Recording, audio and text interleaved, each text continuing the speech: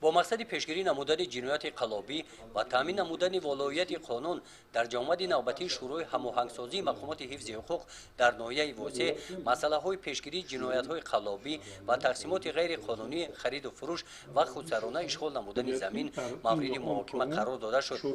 در کار شروع نمایندگان مقامات های حفظ حقوق، مدیران بخش و شعبه های مقامات اجرایی حاکمیت دولتی ناحیه، رئیسان جماعت های دهات، آموزگاران، کارمندان کمیته زمینسازی اشتراک داشتند.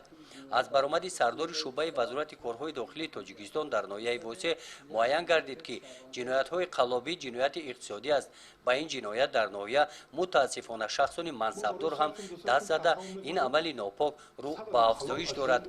سال 2018 هم 123 مراجعت شهروندان در این خصوص به قید گرفته شده، نسبت 82 تای آن پرونده های جنایتی آغاز کرده به سود ناحیه فرستانیده شدند.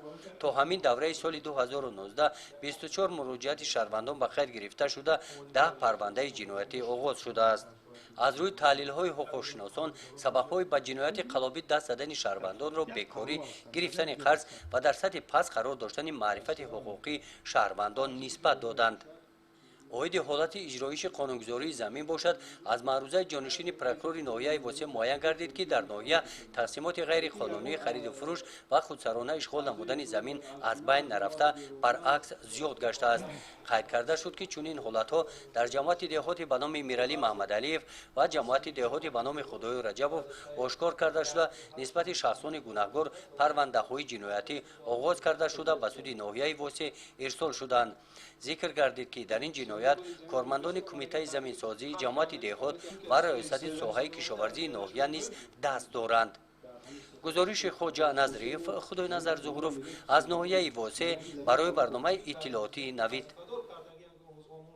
زمین باید سمرانه که عاقلانه استفاده برده شود دست دارند.